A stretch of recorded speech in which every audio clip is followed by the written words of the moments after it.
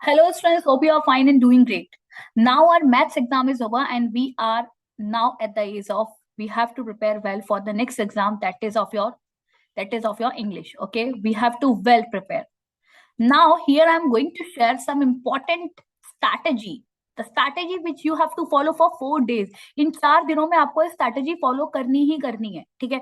17, 18, 19, 20, ठीक है। अगर हम आज से भी स्टार्ट करते हैं ना, तो हमारे पास पूरे पूरे चांसेस है कि हम एटलीस्ट 65 टू 70 अगर आपने थोड़ा बहुत भी अच्छे से पढ़ा है, आपने सेक्शन बी सेक्शन ए को अच्छे से कवर करा है, सेक्शन सी को थोड़ा सा करना अगर रह गया, तो आप इतना स्कोर कर सकते हो।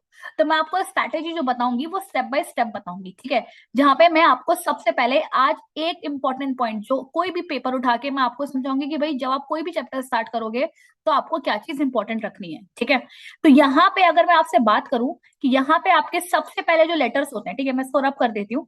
यहाँ पे जो सेक्शन बी की अगर मैं बात करूं, ठीक है, आप अभी स्टार्ट कर सकते हो आज से ये कि आप सेक्शन बी में राइटिंग सेक्शन को स्टार्ट कर सकते हो, प्लस ग्रामर को टारगेट कर सकते हो एटलीस्ट इजिली, बिकॉज आज पेपर खत्म हुआ है। तो मैं आपको नहीं बोलूंगी कि आप आज मैथ्स के पेपर के बाद तुरंत ही एकदम थ्योरी पे जंप कर जाओ। पहले थोड़ा सा हल्का पोर्शन स्टार्ट करो जहां पे बेसिक चीजें हैं, ठीक है। बेसिक चीजें का मतलब है मेरा ये कि यहाँ पे you will get to know about the type of letters that are coming in examination, to revise the format of the paper of the letter, okay, to revise the pattern of the letter, okay, what type of question CBSE is asking, CBSE क्या theme पे questions पूछ रहा है, सबसे पहले आपको ये पता होना चाहिए। सीबीएसई की जो रिक्वायरमेंट है ना थीम की, वो सोशल इश्यूज पे ज्यादा होती है, ठीक है। जैसे लास्ट टाइम उन्होंने जो क्वेश्चन में पेपर दिया था एनालिटिकल पैराग्राफ की अगर मैं बात करूं, तो उन्होंने साइबर रिलेटेड, साइबर क्राइम जो है उस पर रिलेटेड उन्होंने पैराग्राफ दे दिया था, ठीक है। सिमिलरली वाटर से रिलेटेड इश्यूज जितने होते हैं, कहीं पे वाटर पाइप फट गई है या फिर सब वाटर लीकिंग हो रहा है या कहीं पे चेन स्नैचिंग के केसेस हो रहे हैं, ये सोशल इश्यूज हैं। ऐसे इश्यूज आपको लेटर में काफी देखने के लिए मिलेंगे, ठीक है। यहाँ पे आप अपनी आवाज उठाते हैं, सोल्यूशंस भी देते हैं या सोल्यूशंस लेने के लिए लोगों को अवेयर कर रहे हैं, तो इस तरह की चीजें आपकी ली जाती हैं। सबसे पहले तो मैं स्टूडेंट्स आपको ये बता दूं कितने टाइप के हमारे लेटर्स हैं, जल्दी से मैं रिव्यू कर देती हूँ, ठीक है, जिससे आपको पता चल जाएगा, एक अच्छा सा शॉर्टकट रिवीजन हो जाएगा। मैं आपसे बात करूं तो हमारे पास 4 तरीके के लेटर्स हैं। कितने तरीके के? 4 तरीके के लेटर्स हैं। अब ये 4 तरीके के लेटर्स कैसे याद रखोगे, इसकी एक ट्रिक मैं आपको बताती हूँ, ठीक है। रटना कुछ भी नहीं है, सिंपल से समझना है, ठीक है। अब मैं अगर मैं आपसे बात करूं कि लेटर्स में सबसे पहले एक वर्ड आता है यहाँ पे फॉर्मल। फॉर्मल लेटर का क्या मतलब होता है, जहां पे आप प्रोफेशनल लैंग्वेज, है ना, प्रोफेशनल लैंग्वेज का मतलब होता है आपके जो कीवर्ड्स हैं वो आपके रियल लाइफ वाले कीवर्ड्स नहीं होंगे, प्रोफेशनल वर्ड्स होंगे। जैसे डिसरिस्पेक्ट को हम बोलते हैं डेरोगेटरी, है ना, ये थोड़ा भारी भरकम वर्ड्स हो गए। ऐसे ना बोल के, या फिर और सिंपल है कि डिसरिस्पेक्टफुल, डिस्पेयर, डिसमे, जो टर्म्स हम यूज करते हैं ना, ये प्रोफेशनल टर्म्स होते हैं, ठीक है। डिसमे, डिस्पेयर, निराशा होना, निराश होना। फॉर्मल लेटर्स में आपको फॉर्मल वर्ड्स यूज करने होते हैं, आपको व्हाट्सएप लैंग्वेज यूज नहीं करनी। फॉर एग्जाम्पल, कुछ लोग यहाँ पे जैसे ऐसे करके विल, वी ऑल को लिख दिया, ठीक है, विल लिख दिया, ऐसे नहीं करना है ना। जैसे एल लिख दिया ऐसे, तो ये in line, I will something, you don't have to use such language, you have to be very very formal with your context. आपको पूरा पूरा फॉर्मल होना है। शॉर्टकट टू, TOO नहीं लगाना है, मच नहीं लगाना है, एज सून एज पॉसिबल लोग लिख देते हैं, नहीं लगाना है। ये लैंग्वेज की मैं बात कर रही हूँ अभी। फॉर्मल का मतलब होता है फॉर्मल भाषा। अब जब फॉर्मल भाषा की मैं बात कर रही हूँ आपसे, तो फॉर्मल भाषा में सबसे पहला जो लेटर हमारा प्रायोरिटी पर आता है, वो सबसे पहला लेटर है, the first letter is your letter to editor, जो आना ही आना है तुम्हारा, 100% आना है तुम्हारे पेपर में। लेटर टू एडिटर सबसे पहली कैटेगरी है जो आनी है, और ये लेटर एकदम रेडी टू डू लेटर है, जहां पे आपको सिर्फ स्टार्टिंग की 3 लाइन तो आपको याद रटी रटाई होंगी, लास्ट की 2 लाइन दिमाग थोड़ा सा रटी रटाई है, एक तरीके से बीच का मसला लिखना है बस, बाकी पूरा 5 नंबर फ्री का है इसमें। कैसे, देखो मैं समझाती हूँ इसमें। देखो, लेटर टू एडिटर में सबसे इंपॉर्टेंट चीज क्या है, जैसे मैंने बोला फॉर्मल लैंग्वेज यूज करनी है आपको, है ना। कुछ भी इसमें आपको आपका इनफॉर्मल टोन नहीं लगानी है, to, as soon as possible, something like this. For example, देखो, ये लाइन तो तुम्हारी आनी है ना। ये लाइन क्या है, रेडी लाइन्स है, ऐसी लाइन्स जो आपकी आएगी ही आएगी, जो आपको लिखनी है। कोई भी लेटर टू एडिटर हो, 2 तरीके के फॉर्मल लेटर आते हैं, एक आता है एडिटर को लिखने के लिए और एक आता है कमिश्नर को लिखने के लिए। या म्युनिसिपल कॉर्पोरेशन में किसी बहुत हेड या डिप्टी हेड को लिखने के लिए आ जाएगा, तो ये कमिश्नर को लिखने के लिए आ जाता है, ठीक है। किसी पुलिस डिपार्टमेंट, किसी पर्टिकुलर एरिया की पुलिस को लिखने के लिए आ गया। तो ये 2-3 कैटेगरी होती हैं, ठीक है। मैं पुलिस डिपार्टमेंट को PD लिख देती हूँ यहाँ पे। इस तरह के 3 टाइप के लेटर्स फॉर्मल में आ जाते हैं। अब जब एडिटर लेटर आता है तो इसमें ये कहते हैं ना, इसमें this is something cherry on the top. यहाँ पे क्या है कि ये लाइन सबको रटी हुई है। सबसे पहले आपको क्या याद रखना है यहाँ पे, इसका एक अपना फॉर्मेट है ना। सबसे पहले मैं आपको फॉर्मेट समझा देती हूँ ताकि आपको समझ में आए और आप लोग आज इसी के हिसाब से अपनी तैयारी शुरू कर दें, ठीक है। तो ये आपका फॉर्मेट है, देखिए, ठीक है। जब मैं फॉर्मेट की बात कर रही हूँ आपसे, तो यहाँ पे ये फॉर्मेट आप देख रहे हो, है ना, ये रैंडम किसी पेपर से लिया गया है, तो डोंट टेक इट अदरवाइज। अब सबसे पहले मेरा आता है सेंडर एड्रेस। दोस्तों सेंडर एड्रेस कौन होता है? सेंडर एड्रेस वो होता है जो भेज रहा है। सपोज मुझे समस्या है और मैं लेटर लिख रही हूँ, कुछ स्टूडेंट्स पेपर में कंफ्यूज हो जाते हैं कि सेंडर एड्रेस होता क्या है। मैं आपको एग्जांपल से समझाऊंगी। सेंडर एड्रेस मतलब भेजने वाला, यानी कि जो भेजने वाला है ना, जो भेज रहा है। हम एक सीबीएसई के पेपर से उठा लेंगे या रैंडम क्वेश्चन, ठीक है। उसके बाद यहाँ पे उसी का एड्रेस होगा, उसका एक लाइन का सिंपल कोई ब्लॉक होगा या कोई इस ब्लॉक में रह रहा है, सिटी का नेम होगा, ठीक है, सेंडर एड्रेस। इसके बाद एक लाइन आप छोड़ोगे, अलाइनमेंट बिल्कुल सेम रखना है, याद रखना, अलाइनमेंट सेम, एक के नीचे एक, एक के नीचे एक, एक के नीचे एक। सेंडर एड्रेस के नीचे आपकी एक लाइन छोड़ के क्या आएगी? डेट आ जाएगी। डेट का फॉर्मेट देखो यही होना चाहिए। सपोज आज कितनी है? 17/5/2026। आपको ऐसा नहीं है कि आप ऐसे करके 17 then 2 then 2026, no, you have to go with the format. Then एक लाइन छोड़ के आपका रिसीवर, यानी कि मैं जिसको लिख रही हूँ उसका एड्रेस क्या है? The editor. लोकल न्यूज़पेपर कोई भी लिख सकते हो सकता है पेपर में लोकल न्यूज़पेपर आ जाए तो हिंदुस्तान टाइम्स लिख दो, टीओआई लिख दो। पर याद रखना दैनिक जागरण मत लिखे आना, क्योंकि ये लेटर्स फॉर्मल लेटर्स होते हैं, इंग्लिश लेटर है। दैनिक जागरण तो हिंदी में आता है। तो मेक श्योर, मैं यहाँ किसी नॉर्मल अखबार को टारगेट नहीं कर रही, but make sure you have to be very specific with the point of जो भी आप कॉन्सेप्ट लिख रहे हो। फिर किस जगह का है? अगर आप दिल्ली के हो तो दिल्ली वाले अखबार को ही तो लिखोगे यार। आप ऐसा तो नहीं है ना कि दिल्ली के हो और आप लिख रहे हो अजमेर, है ना। तो ये ध्यान रखना है। सबसे पहले सेंडर एड्रेस, मतलब मैं लिख रही हूँ तो मेरा एड्रेस पता होना चाहिए। जिसको लिख रही हूँ वो तो बाद में आएगा, तो मेरा एड्रेस, मैं जिसको लिख रही हूँ मेरा खुद का एड्रेस होगा। दो लाइन में, एक लाइन में, दो लाइन में मैक्सिमम, ठीक है। एक लाइन छोड़ के डेट, डेट का फॉर्मेट होगा ये। फिर एक लाइन छोड़ के रिसीवर एड्रेस, ये लाइन छोड़ना याद रखना। फिर आता है तुम्हारा सब्जेक्ट, एक लाइन छोड़ के। सब्जेक्ट बड़ा सिंपल रखना है। कंसर्न रिगार्डिंग से स्टार्ट कर सकते हो।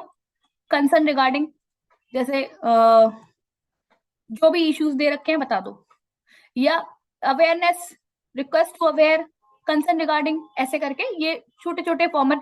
सब्जेक्ट आपका एक लाइन मुश्किल से 6 या 7 वर्ड्स का होना चाहिए, उससे बड़ा नहीं होना चाहिए, याद रखना, उससे ज्यादा नहीं होना चाहिए। फिर एक लाइन छोड़ के आपका रिस्पेक्टेड सर मैडम, या फिर सर और मैम, सैल्यूटेशन। ऐसा मत करना कि ये पहले कर दो फिर ये बाद में कर दो, नहीं। सेंडर एड्रेस, डेट, एक के नीचे एक, देखो अलाइनमेंट यही रखना है, बिल्कुल सीधा। Receiver address, subject, respected sir madam, salutation, right. I hope this is clear to you students, I hope this is clear. अब इस सब के बाद यहां तक समझ में आया? कोई डाउट? डेट का फॉर्मेट वगैरह सब देख लो अच्छे से, ये सारा मैं नोट्स प्रोवाइड कर दूंगी। पर यहां तक समझ में आया? ये सेक्शन आज आपको रिवाइज करना ही करना है, जिससे आपको एक याद रहेगा कि हाँ क्या बताया था और क्या चीज याद रखनी है, ठीक है। अब मैं मूव करती हूँ, देखो। अब यहाँ पे जो मैंने तुम्हें लाइन बताई थी सैल्यूटेशन में तुमको एक लाइन रटी रटाई लिखनी है अगर एडिटर लेटर है। रटी रटाई क्या? जैसे कोई भी लेटर है उसमें 4 लाइन जो आपकी कॉमन आती है, through the column of your stream newspaper, बिल्कुल इसके नीचे लिखोगे। देखो पैटर्न यू चला रहा है तो बिल्कुल यूं ही होना चाहिए, जस्ट ये लाइन कॉमन होगी, थ्रू द कॉलम, वो जो ऊपर लिख रही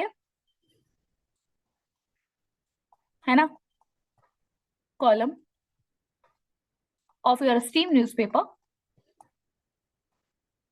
मैं यहाँ शॉर्ट में लिख देती हूँ, through the column of stream newspaper. जो भी स्ट्रीम का मतलब होता है आपका, कहते हैं ना कि बहुत ज्यादा जाना माना स्ट्रीम न्यूज़पेपर ऑफ योर। अब जैसे मैंने स्ट्रीम भूल गई तो इवेंचुअली नंबर कट जाएगा, तो राइट स्ट्रीम ऑफ प्रेस्टिजियस भी लिख सकते हो। कुछ लोग प्रेस्टिजियस लिखते हैं, कोई बात नहीं, स्ट्रीम और प्रेस्टिजियस एक ही बात है।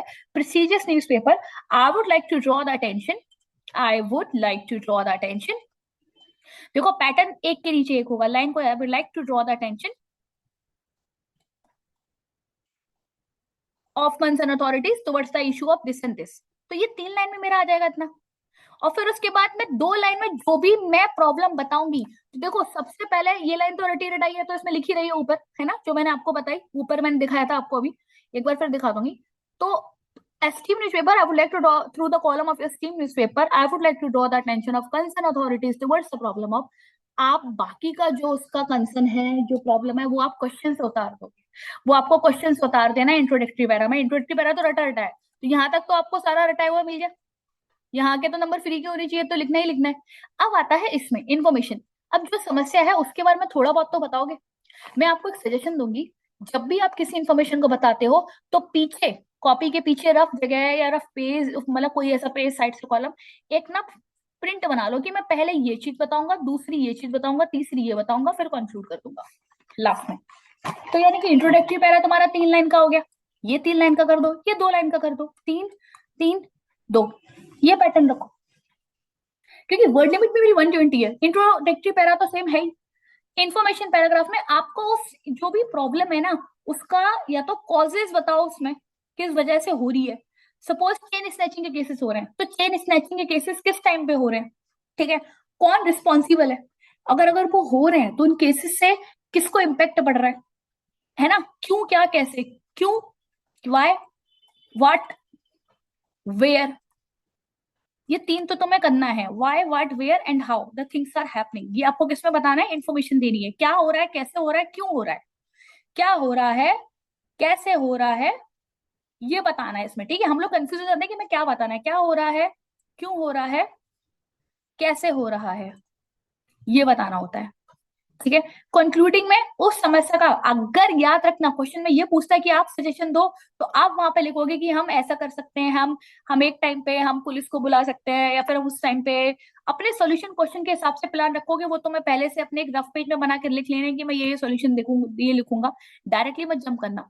या फिर तुम कंक्लूजन में ये लिख सकते हो कि भाई यहाँ पे क्वेश्चन आपसे कह रहा है कि आपको लेटर लिखना है और आपको अवेयर करना है, मतलब आपको लिखकर उनको बताना है टाइम्स ऑफ इंडिया को, तो आप ये लिख सकते हो कि भाई मैं आपसे कोशिश करता हूँ, I am like you at the end conclude करना है ना आपको, कि I like when you are ending something it should be very professional. You can not write I wish, you can not write I request, okay. So with these point of concerns, I would like to take the step forward where you can see the points and publish this letter so that more and people get aware and take the immediate precautions or the measure, okay। आप उसे publish करने की request तब कर सकते हो जब कोई लेटर ऐसा है आपके पास में, अदरवाइज एंड में सिंपल कर सकते हो। अगर बहुत सिंपल ऐसा लेटर है कि आपको जहां पे सिंपल अवेयर करना है, तो आप request, so I would like to request you, in that case you can use I would like to request you, just a moment, let me remove it।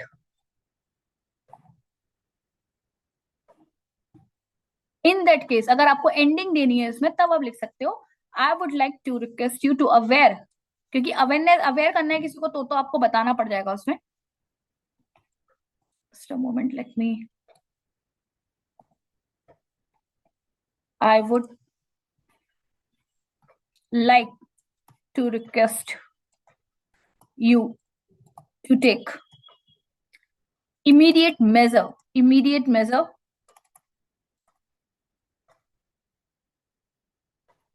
to curb मतलब रोकथाम, curve on this problem, है ना।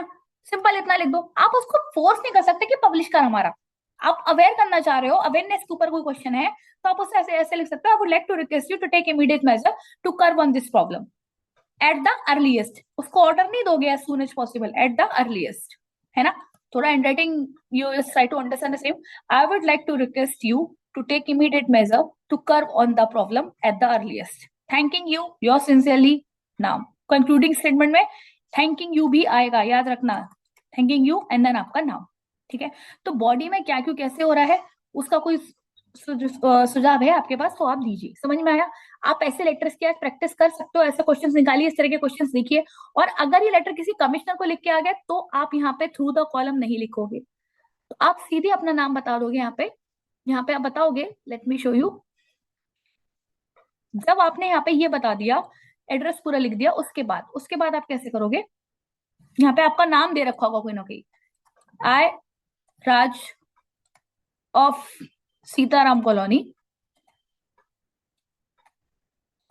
would like to draw the attention, would like to draw the attention of concerned authorities towards the problem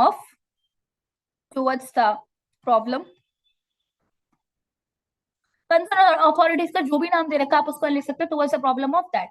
यहाँ पे फिर informative paragraph वही आ जाएगा, क्या प्रॉब्लम है वो बताओ उसका डिटेल, फिर कंक्लूजन दे दो।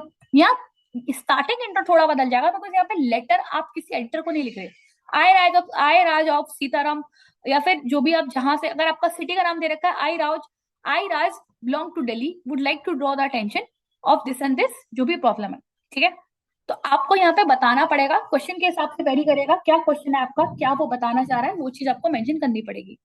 आई am Sanyukta of this and this colony would like to raise the concern. अगर दे रखा है कॉलोनी का नाम तो लिख दो, नहीं दे रखा है तो बना के लिख दो। किसी कॉलोनी में अगर कुछ चेन स्टिचिंग केसेस हो रहे हैं तो बना के लिख दो, ठीक है।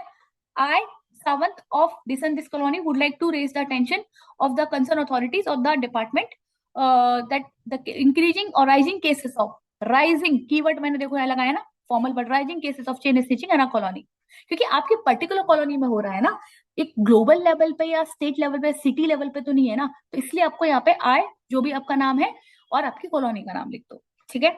जो भी आप अवेयर कर रहे हो उस हिसाब से चेंज हो जाएंगी starting line, through the column मत लगा के आना, बाकी फॉर्मेट सारा सेम रहेगा। यहाँ तक समझ में आया?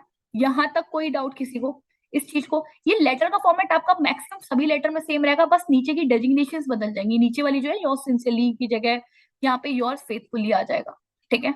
कुछ लोग योर्स ट्रूली भी लिखकर आते हैं एडिटर में, वो सही है, कोई प्रॉब्लम नहीं है उसमें, योर्स ट्रूली भी लगा सकते हो आप, ठीक है, कोई प्रॉब्लम नहीं है। और कुछ लोग यहाँ पे ये भी लिख कर आते हैं, जो लिख रहे हैं ना यहाँ पे, like people use to write कि भाई योर्स ट्रूली के अलावा आप यहाँ पे फेथफुली लगा सकते हो, तो नहीं, फेथफुली आपका ऑल लेटर्स में लगता है, फेथफुली आपका एडिटर में नहीं लगता है, ठीक है। बाकी लेटर्स में फॉर्मेट सब में सेम होगा, यहाँ पे एडिटर की जगह सपोज इंक्वायरी लेटर है तो सेंडर एड्रेस बदल जाएगा, बस पैटर्न सेम है। Sender address sorry sender address obviously question के हिसाब से बदलेगा, रिसीवर एड्रेस भी बदल जाएगा, पैटर्न सेम है, पैटर्न सेम है, sender address then date then receiver address then subject then salutation, ठीक है। तो ये तो सेम ही रहेगा, बस ये एड्रेस बदल जाएंगे, नाम थोड़ी ना आप एडिटर वाला सेम डालोगे, कॉमन सेंस है, ठीक है। यहां तक समझ में आया? यहां तक कोई डाउट? यहाँ तक कोई क्लैरिटी की नीड है ना? ये देखो, ये तुम्हारे सीबीएसई बोर्ड में काम करेगा, ये लेटर का फॉर्मेट बहुत इंपॉर्टेंट है, जिसको लिखना है वो लिख लो भाई, इस लेटर के फॉर्मेट पे आपको क्वेश्चंस मिलेंगे ही मिलेंगे, 5 नंबर पक्के कर लो इसके अपने। देखो ये फॉर्मेट में जूम कर रही हूँ, इसे देख लो, ठीक है, इसी तरीके से फॉर्मेट आएगा और आपको ये करना ही करना है, ठीक है, ये करना ही करना है। सब लेटर्स में फॉर्मेट फॉलो होगा, मेक श्योर कोई भी लेटर है, बस क्या सैल्यूटेशन बदल जाएगा, योर फेथफुली, आपका placing order, inquiry letter, complain letter, ठीक है। अगर प्लेसिंग ऑर्डर की बात करूं तो क्या कॉमन लाइन होती है, देखो पैरा वन में क्या लिखोगे, पैरा वन की यानी कि स्टार्टिंग इंट्रो लाइन क्या होगी तुम्हारी, देखो एड्रेस तो बदल ही जाएगा, पेपर देख के कर ही लोगे, है ना। We want to place an order, we want to place an order, है ना, ऑफ सम बुक्स, अभी तुम्हें किताब का ऑर्डर प्लेस करना है, या तुम्हें स्पोर्ट्स के लिए कोई इक्विपमेंट चाहिए उसका ऑर्डर प्लेस करना है, किसी के ऊपर भी आ सकता है, स्पोर्ट्स डे आ रहा है तुम्हें सपोज बैट बॉल के लिए प्लेस करना है, तो ये उसी के हिसाब से चेंज हो जाएगा। तो बी मतलब जो भी ऑर्गेनाइजेशन प्लेस कर रही है ऑर्डर, या फिर I Saumya would like to place an order, जो भी आपका नाम है, आप उसके आई और बी, देखो आई भी लग रहा है ना यहाँ पे, तो उसके हिसाब से लगा सकते हो। तो ये भी फॉर्मेट है तुम्हारा, किसका फॉर्मेट है, प्लेसिंग इन ऑर्डर के लिए। उसके बाद दूसरे उसमें आपको दूसरे पैराग्राफ में द जो भी बुक्स है आपको डिलीवर करनी है, उनका नाम, उनके राइटर का नाम, है ना, और कितनी क्वांटिटी तुमको चाहिए वो लिख दो। I hope for timely delivery as sum of rupees this and this had been paid by online method. वहां पे आप किसी ऑनलाइन मेथड का नाम नहीं लिखोगे, आपको यही पैटर्न्स लिख के आने हैं, इसको देख लो और अपनी कॉपी में लिख लो, वीडियो को स्टॉप करके जूम करके, ये लिखना ही लिखना है, पैरा वन में ये, पैरा टू में ये, पैरा थ्री में ये।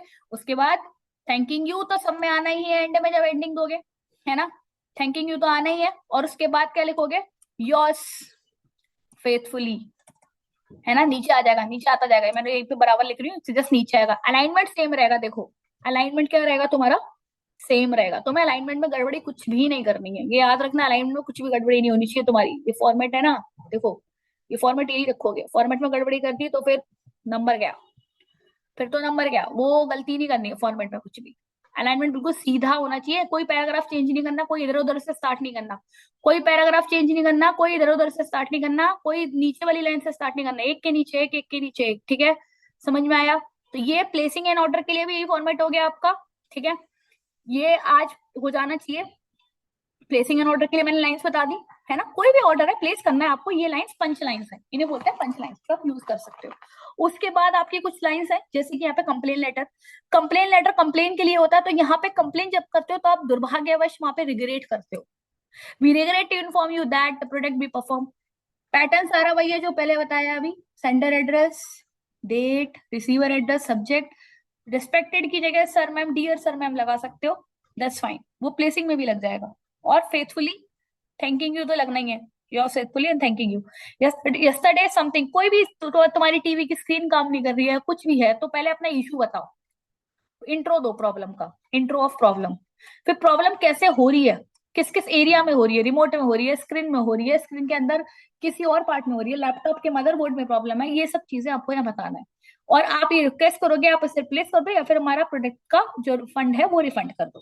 दैट्स इट, सिंपल है, 3 लाइन है, देख लो इसे। ये तो मैं लिखनी है और प्रैक्टिस करनी है आज इन लेटर्स के लिए, ये प्रैक्टिस करना ही करना है तुम्हें, ठीक है। इस वीडियो को 1.5x पे चला के देखोगे तो और ज्यादा अच्छा रहेगा, ताकि तुम्हें क्लियर हो जाए, ठीक है, समझ में आ गया, है ना। सिमिलरली अब यहाँ पे बात करती हूँ दूसरा कौन सा letter, inquiry letter, last letter, ठीक है। देखो सारे लेटर्स के फॉर्मेट बताते हुए चल रही हूँ, यहाँ भी फॉर्मेट सेम है। पैरा 1 में क्या करोगे तुम, पैरा 1 में with reference to advertisement publish in newspaper, कोई भी नाम दे रखा है, I have came to know that you are organising the summer camp for the 10th class. Now अब मुझे सपोज वहां पे आपको ये चीज याद रखना है कि प्रेजेंट है, टेंस आपको बहुत इंपॉर्टेंट है कि टेंस का याद रखना है, tense will be in the present, past नहीं होगा। उसके बाद जब आपने इतनी चीजें दिमाग में समझ ली, तो अब आपको याद रखना है, I would like to know the क्या क्या चीज आपको चाहिए, है ना, क्या क्या चीज इंपॉर्टेंट है जो आपको याद रखनी है इसमें, क्या क्या चीज आपकी इंपॉर्टेंट है।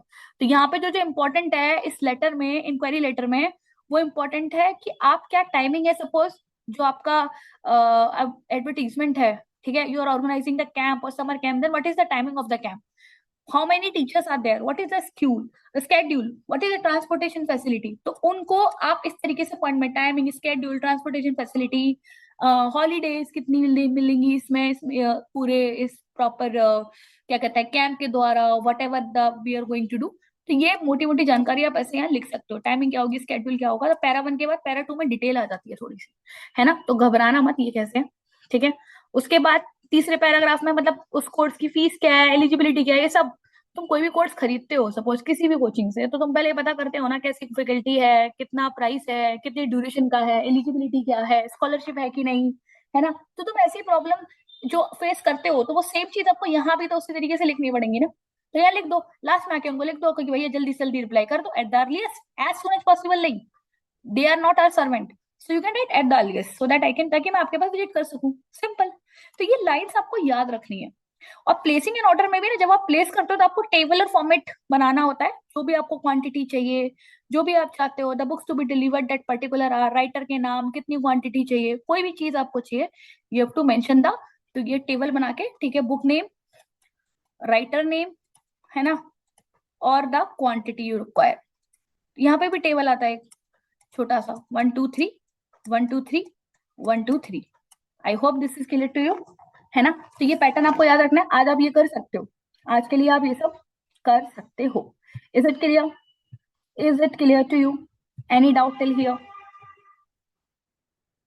Okay, let's move forward. Apart from these letters everything ना, एनालिटिकल पैराग्राफ, देखो भाई एनालिटिकल पैराग्राफ की प्रैक्टिस बहुत जरूरी है, आज इतना रिवाइज कर लो अच्छे से। मैं क्यों बोल रही हूँ, देखो कुछ भी रिवाइज ना किया हो तो एटलीस्ट ये तो आप पैरल करते ही रहो। क्यों मैं बोल रही हूँ, देखो एनालिटिकल पैराग्राफ आना ही आना है। एनालिटिकल पैराग्राफ का मतलब क्या है, चीजों को एनालाइज करना। एनालाइज अगर करते हो तो क्या क्या एनालाइज करते हो तुम, फॉर्मेट क्या है इसका, सबसे पहला फॉर्मेट। जब भी आप कोई भी एनालिटिकल पैराग्राफ लिखते हो, एनालिटिकल मतलब एनालाइज करना, ऑब्जर्व करना किसी चीज को, ऑब्जर्व करके उसके बारे में बताना, ऑब्जर्व करके, ठीक है। इट्स क्वाइट विजडमफुल, क्योंकि विजडम से भरा हुआ टास्क। तो कोई आपको एनालिटिकल पैराग्राफ, कोई लाइन ग्राफ दे रखा है, लाइन है, कोई आपको बार ग्राफ दे रखे हैं, कोई आपको पाई चार्ट दे रखे हैं, ठीक है। तो ये इस तरीके से आपके आते हैं, इस तरीके से आपके क्या आते हैं, एनालिटिकल पैराग्राफ आते हैं। और आपको पहचानने हैं कि पाई चार्ट है कि बार ग्राफ है कि लाइन ग्राफ है। So from the pie chart, from the bar graph, the information illustrates, ये आपकी क्या होगी, इंट्रोडक्शन लाइन। देखो, let me show you, look at the same. देखो, जब भी आप कोई भी सब्जेक्ट डिफाइन करते हो तो आप सब्जेक्ट कैसे डिफाइन करोगे, फ्रॉम द पैराग्राफ या from the pie chart. Paragraph तो आएगा नहीं, क्या, from the pie chart, from the bar graph, from the line graph, the information illustrate the information illustrates about जो भी आपका क्वेश्चन में जो भी कंसर्न है वो उसमें दे रखा होगा। For example look at the same, the table shows about the internet activity for 6 category different age group, right an analytical paragraph. 6 different age group की इंटरनेट एक्टिविटी बता रखी है। देखो एनालिटिकल पैराग्राफ भी तुम्हारे सोशल लेवल पे आते हैं। किस लेवल पर आते हैं? सोशल लेवल पर आते हैं, याद रखना। किस लेवल पर आते हैं एनालिटिकल पैराग्राफ? सोशल लेवल को अराइज करता है। अब जैसे इंटरनेट एक्टिविटीज फॉर 6 कैटेगरीज यहाँ पे दे रखी है, ठीक है, तो ये चीज फॉर डिफरेंट एज ग्रुप, वो भी 20, 30, 40, 50, 60, 70, 3 a different age group, 6 category. तो यहाँ पे इंफॉर्मेशन आपसे कलेक्ट करवा रहा है।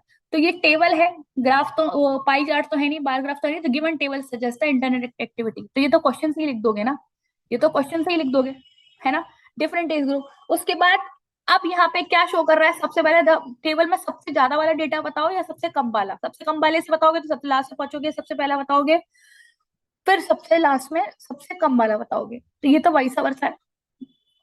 तो यहाँ पे कौन सी जनरेशन सबसे ज्यादा इंटरेस्टेड है गेम्स वगैरह में, ये बता दो। कौन सी जनरेशन आपकी कम इंटरेस्टेड है, ये बता दो। ठीक है, just a moment, let me remove it. For example internet activities के ऊपर था ये। तो table show the younger generation is more interested in online games, may be graph में दे रखा होगा यंग जनरेशन सबसे ज्यादा कनेक्टेड है देन द ओल्डर जनरेशन। अब एविडेंट का मतलब होता है क्लियर। तो ये आपका फॉर्मल वर्ड है जो आप यूज कर सकते हो। It is evident, it is clear from the graph, क्योंकि ये ग्राफ है, graph from the tabular graph you can write, और from the table that teens जो है maximum use the internet for game इतने परसेंट, फिर उससे कम वाला बताओ, फिर और कम, फिर और कम। फिर डेटा लगाना होता है, ठीक है। ये कीवर्ड्स हैं। कन्वर्सली डिसएंगेजमेंट ड्रॉप्स, पहले डेटा ज्यादा ज्यादा था, फिर डेटा ड्रॉप होता गया, ड्रॉप होता गया, ड्रॉप होता गया। तो डेटा ड्रॉप, इसके लिए की टर्म आता है स्टिपली, इनके ड्रॉप स्टिपली। एक ऊंचाई पर था फिर ड्रॉप कर गया, ठीक है। एनालिटिकल पैराग्राफ में पहले इंट्रो देना है, फिर जो इंट्रो आपको क्वेश्चन से मिल जाएगा हेडिंग्स, और हेडिंग के बाद फिर आप क्या प्रैक्टिस करोगे, आप हेडिंग के बाद आप प्रैक्टिस करोगे कि इन्फॉर्मेशन जो लिख रहे हो ये कीवर्ड है, एविडेंट, राइज, ओके। और क्या कीवर्ड यूज कर सकते हो इसमें आप, देखो मैं दिखाती हूँ। और जो कीवर्ड आप यूज कर सकते हो इसमें वो ये रहे, देखो। The given table suggest interactivity of 7 age group ranging from this and this. अब ये तो ग्राफ ही था, ये देखो। Very, twice as much, nearly, just under, similar, contrast, comparison करना है तो क्या यूज करोगे, कोई क्वांटिटी डिस्क्राइब करनी है तो क्या कीवर्ड यूज करोगे, ठीक है। जैसे कोई चीज डबल हो रही है, सपोज 81 का फिर डबल हो गया कोई, तो rapidly double, strike increase, sky rocket increase, level of मतलब लेवल डाउन हो गया। तो ये पॉइंट आपको याद रखने हैं, ठीक है, एनालिटिकल पैराग्राफ के थ्रू, है ना, ये पॉइंट आपको याद रखने हैं, है ना। आप कोई भी ग्राफ उठा लो, सब में ये इन्फॉर्मेशन दे रखी है, देखो सब में ये इन्फॉर्मेशन है। All the age group spend length, देखो यहाँ इसको भी उठाओगे मैं फटाक, अब देखो यहाँ पे इसने पहले यहाँ पे इंट्रो दिया, फिर इसने एक ज्यादा से कम पर गया, सबसे 81% से फिर ये 70 to 80 पर आ गया, फिर उसके बाद यहाँ पे सबसे कम कितना, और उसके बाद लास्ट में कंक्लूजन दे देना है, ठीक है। डेटा आपके हिसाब से, क्वेश्चन के हिसाब से क्या आप डेटा लगाते हो, सबसे ज्यादा सबसे कम, या सबसे कम से सबसे ज्यादा। ये हो गया आपका इन्फॉर्मेशन के बाद का, इंट्रोडक्शन के बाद का मेन बॉडी, और लास्ट में आके कंक्लूजन जो सबसे ज्यादा है उसको सबसे पहले लगा दो। कंक्लूजन टेबल से तीन जैसे मोर लाइकली किस पे स्पेंड कर रहे हैं सबसे ज्यादा, प्लेइंग गेम्स पे। एंड दूसरी साइड में जो उसका रनर अप है, मतलब कोई जो सेकंड नंबर पे आ रहा है जिसको सबसे ज्यादा टाइम स्पेंड कर रहे हैं in researching and buying the product, ठीक है। और लास्ट में आके वो जो फर्स्ट सेकंड से कम है, खत्म कहानी, ठीक है। हर लेटर में इंट्रो, मेन बॉडी, इंट्रो का मैं पहले कौन सा चार्ट है ये बता दो, ये तो तुम्हें पढ़ के ही समझ में आ जाएगा, और फिर इंट्रो दे दो, ठीक है। ये सब क्लियर हुआ, ये पढ़ लो, इससे देखो कोई भी ग्राफ उठा के देखो, इसमें आपको एक आइडिया, देखो पाई चार्ट है तो पाई चार्ट का कैसे लिखना है, ये देखो। गिवन पाई चार्ट लिस्टेड, ये लाइन तो तुम यूज कर सकते हो, क्लियरली एक्सप्लेन और एविडेंट, और we can evaluate, we can clearly evaluate. तो वी तो ना यूज करो, इट यूज करो तो बेटर है, ठीक है। तो तुम आज ये राइटिंग सेक्शन और ये एनालिटिकल पैराग्राफ के जितने ग्राफ हैं, ये बार ग्राफ है तो क्या इलस्ट्रेट करेगा, कंपैरेटिव एनालिसिस क्या दोगे, राइजिंग, स्काई राइजिंग, ऐसे टर्म्स आपको यूज करने हैं, ठीक है।